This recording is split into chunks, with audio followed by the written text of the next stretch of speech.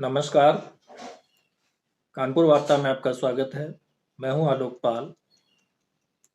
कृपया इस चैनल को देखिए, लाइक कीजिए, सब्सक्राइब कीजिए। कंटेंट ठीक लगे तो शेयर भी कीजिए। आज हम बात करने वाले हैं अरविंद केजरीवाल और उनकी आम आदमी पार्टी की। कल कोर्ट में अरविंद केजरीवाल ने जो स्टेटमेंट दिया, उन्होंने जो इस पूरे शराब कांड का मैनेजर था, विजय नायर, उसको लेकर के जो बात कही कि विजय नायर अरविंद केजरीवाल को नहीं बल्कि आतिशी सिंह और सौरभ भारद्वाज को रिपोर्ट करता था। यह बात सुनने में बहुत ही हास्यास्पद लगती है, लेकिन यह कितनी शातिर है, मैं इस पर बात करना चाहता हूँ। अरविंद केजरीवाल हैं, वो कुछ भी बोल सकते हैं और ये कोई पहला मौका नहीं है जब उन्होंने इस तरह के बिना सिर पैर के स्टेटमेंट दिए। सब जानते हैं कि आम आदमी पार्टी में अरविंद केजरीवाल की इच्छा के बिना पत्ता भी नहीं हिलता। इसके बावजूद अरविंद केजरीवाल का यह कहना कि इतना बड़ा शराब घोटाला, जिसे लगभग 600 करोड़ के आसपास का बताया जा रहा है, उसका जो मैनेजर था, मैनेजर इन द सेंस जो सारी मीटिंग्स अरेंज करता था, जो सारे कम्युनिकेशन को देख रहा था, वह आदमी अरविंद केजरीवाल को रिपोर्ट नहीं कर रहा था, बल्कि वह अरविंद केजरीवाल की पार्टी के दो नेताओं आतिशी सिंह और सौरभ भारद्वाज को रिपोर्ट कर रहा था। जबकि उस समय पर न तो आतिशी सिंह और न ही सौरभ भारद्वाज सरकार का हिस्सा थे। जो शराब नीति बनी वो सरकारी कामकाज का हिस्सा थी, सरकार की नीति थी। फैसला सरकार में बैठे लोगों को करना था, मंत्रियों को करना था। लेकिन जिस तरह से अरविंद केजरीवाल ने अपना सिर बचाते हुए आतिशी और सौरभ भारद्वाज को फंसाया, वह कितना शातिर है, इसको समझने के लिए आपको ये भी देखना पड़ेगा कि अरविंद केजरीवाल के जेल जाने के बाद सत्ता में मुख्यमंत्री पद की दावेदारी करने वाले जो दो बड़े नेता सामने आ रहे थे, उनमें सबसे पहला नाम था आतिशी सिंह का, जो कि सर्वाधिक विभागों की मंत्री हैं, और दूसरा नाम था सौरभ भारद्वाज का, जो कि आतिशी के बाद दूसरे नंबर पर सर्वाधिक विभागों के मंत्री हैं और पार्टी में सबसे मुखर हैं। इसके बाद कैलाश गहलोत हैं और उनके जो विधानसभा अध्यक्ष हैं, शायद गोयल साहब हैं, वो हैं, और एक नाम गोपाल राय का आता है। गोपाल राय, वो सोचते हैं कि यार बहुत दिन फालतू चक्करों में पड़े रहे, जिंदगी लगभग पूरी गुजार दी मार्क्सवादी आंदोलनों में, या यूं कह लीजिए वामपंथी आंदोलनों में। अब कुछ माल मलाई मिला है तो जो मिला है उसे चुपचाप लिए रहो। तो गोपाल राय ज्यादा चक्करों में पड़ते नहीं हैं, वो ज्यादा स्टेटमेंट भी नहीं देते हैं, ऐसा कोई उनका दावा भी नहीं है। कुछ लोग यह चर्चा कर रहे हैं कि गोपाल राय सबसे उपयुक्त आदमी होंगे अगर अरविंद केजरीवाल को बर्खास्त किया जाता है, या पार्टी अरविंद केजरीवाल के बजाय, मतलब उनके इस्तीफा देने की स्थिति में, किसी दूसरे को नेता चुनती है। लेकिन अरविंद केजरीवाल क्या कर रहे हैं? अरविंद केजरीवाल ने अपने अरेस्ट होने के 24 घंटे के अंदर अपनी पत्नी सुनीता केजरीवाल को पार्टी के मुखिया के रूप में स्थापित कर दिया। उन्होंने अपने घर में बने ऑफिस में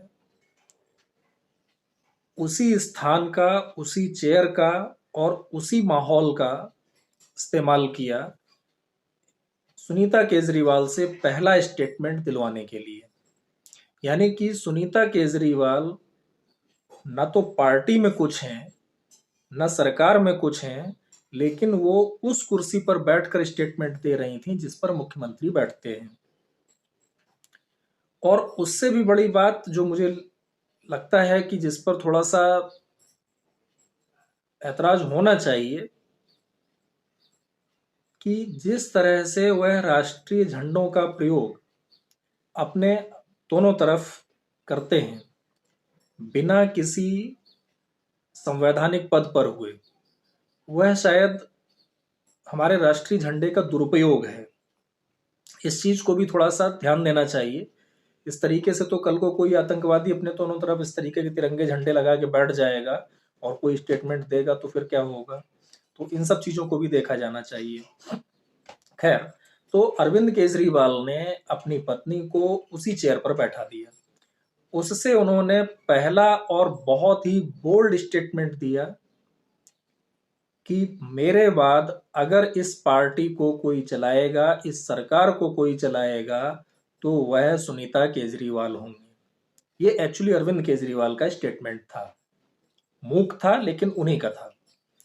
इसके बाद भी जब आतिशी ने भी लगभग उसी तरीके की स्थिति में बैठकर अपने दोनों तरफ झंडे लगाकर, और वही माहौल जो अरविंद केजरीवाल जिसमें अपनी आमतौर पर जो है वीडियोस करते हैं, या यूं कह लें कि जो अपने स्टेटमेंट, वीडियो स्टेटमेंट रिलीज करते हैं, वैसा ही आतिशी ने किया। तो उसके बाद अरविंद केजरीवाल को शायद लगा होगा कि कहीं ऐसा ना हो कि मेरी अनुपस्थिति में पार्टी के जो वरिष्ठ मंत्री हैं वो पार्टी के विधायकों को अपने अपने पक्ष में कर लें, और कल को कोई ऐसी स्थिति आए तो बजाय सुनीता केजरीवाल के कोई दूसरा मुख्यमंत्री पद पर दावा कर दें। क्योंकि मुख्यमंत्री पद पर वो रहेंगे इसमें पूरा संशय है। और वो इस्तीफा देकर हटते हैं या उन्हें बर्खास्त किया जाता है, यह भविष्य के गर्त में है। कल तक जिस आतिशी का नाम, आतिशी और सौरभ भारद्वाज दोनों का नाम इस मसले में लगभग कहीं नहीं था, कम से कम जो ईडी जांच कर रही है उसमें कोई विशेष उल्लेखनीय नाम नहीं था उनका, और जहां तक मुझे लगता है नाम था ही नहीं उन लोगों के लिए उसमें। लेकिन अरविंद केजरीवाल ने उन दोनों का नाम लेकर के ईडी को मजबूर कर दिया है कि वो इन लोगों से भी पूछताछ करें। जब इन लोगों से पूछताछ होगी तो चूंकि गोवा चुनाव के समय पर गोवा में पार्टी की इंचार्ज आतिशी थी, तो उसके लपेटे में आतिशी भी आ सकती हैं। इसी तरीके से और कहीं पैसा गया होगा वहां पर सौरभ भारद्वाज का कुछ अगर लेना देना होगा तो सौरभ भारद्वाज भी लपेटे में आ जाएंगे। तो कुल मिलाकर होगा ये कि या तो इन लोगों को ईडी अरेस्ट कर सकती है, या ईडी की जो संभावित अरेस्ट होने वाले लोगों की लिस्ट है उसमें इनका नाम सम्मिलित हो सकता है। इससे सुनीता केजरीवाल, जिनका नाम अभी तक इसमें सम्मिलित नहीं है और होना भी नहीं चाहिए, क्योंकि न तो वो पार्टी हैं, न पार्टी की कोई प्रमुख पदाधिकारी हैं, पार्टी की सदस्य तो खैर वो होंगी ही,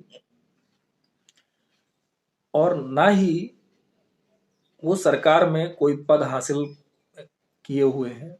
तो ऐसी स्थिति में सुनीता केजरीवाल के लिए अरविंद केजरीवाल ने अपनी तरफ से पूरी तरह रास्ता साफ कर दिया है कि कल को अगर ऐसी नौबत आती है, अरविंद केजरीवाल को इस्तीफा देना पड़ता है या अरविंद केजरीवाल बर्खास्त किए जाते हैं, पार्टी किसी नए नेता को अपना नेता चुन करके मुख्यमंत्री पद की दावेदारी करती है, तो उस स्थिति में कोई भी दूसरा प्रतिद्वंदी ना हो।